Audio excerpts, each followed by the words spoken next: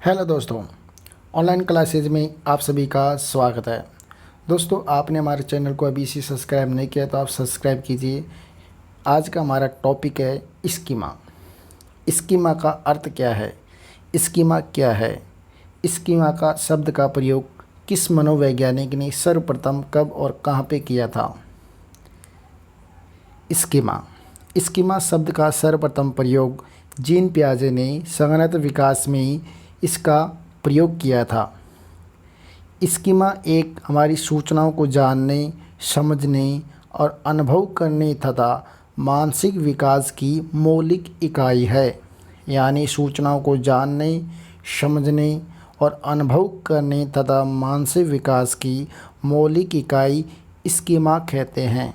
उसे क्या कहते हैं? स्कीमा कहते हैं। यानी सूचनाओं को जानने, समझने और अनुभव करने तथा मानसिक विकास की मौलिक इकाई को स्कीमा कहते हैं।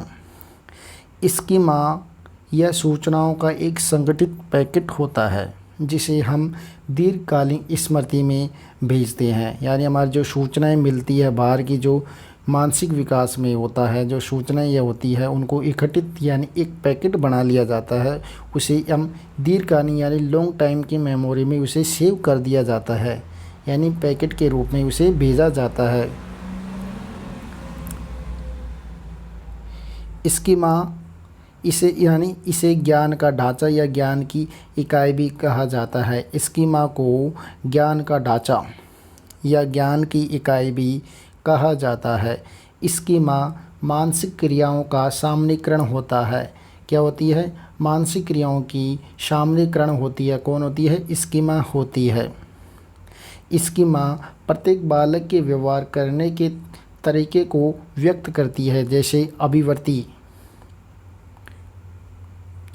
यानी प्रत्येक बालक के व्यवहार करने के तरीकों को व्यक्त कौन करती है? स्कीमा करती है। और मानसिक विकासों को मानसिक क्रियाओं का सामान्यीकरण स्कीमा होती है। इसे ज्ञान का ढांचा भी कहा जा सकता है और यह ज्ञान की इकाई भी कहा जाता है। स्कीमा एक परिवर्तनशील या विस्तारित होती है। स्कीमा एक परिवर्तनशील और विस्तारित होती है। स्कीमा हमारे समस्या समाधान की क्रियाविधि होती है। यानी हमारे बालक की समस्या समाधान की क्रियाविधि क्या होती है? स्कीमा होती है। जीन पियाजे के अनुसार विकास के 3 पक्ष बताए गए थे। अब 3 पक्ष कौन कौन से हैं? जैसे जैविक परिपक्वता, सामाजिक वातावरण से प्रभाव या अनुभव। जैविक परिपक्वता,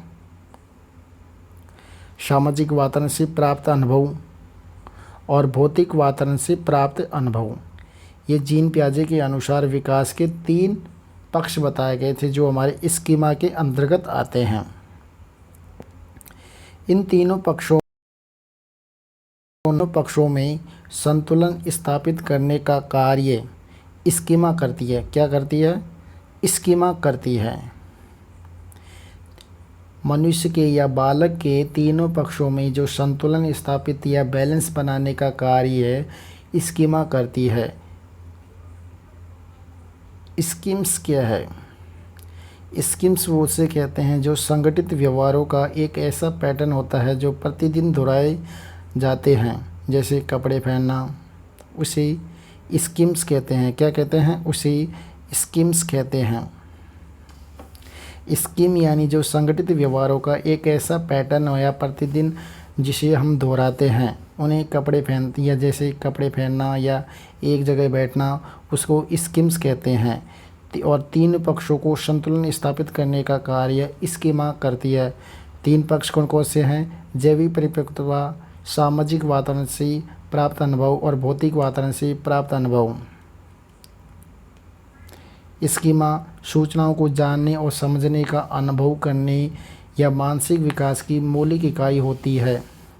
इसे ज्ञान का ढांचा और ज्ञान की इकाई भी कहा जाता है। स्कीमा मानसिक क्रियाओं और सामान्यीकरण होता है। स्कीमा बालक के प्रत्येक व्यवहार करने के तरीकों को व्यक्त करती है। दोस्तों, आपको हमारा स्कीमा वाला टॉपिक वीडियो अच्छा लगा तो आप इसे शेयर और सब्सक्राइब करना फिर मिलेगी अगले नए टॉपिक के साथ। नमस्कार।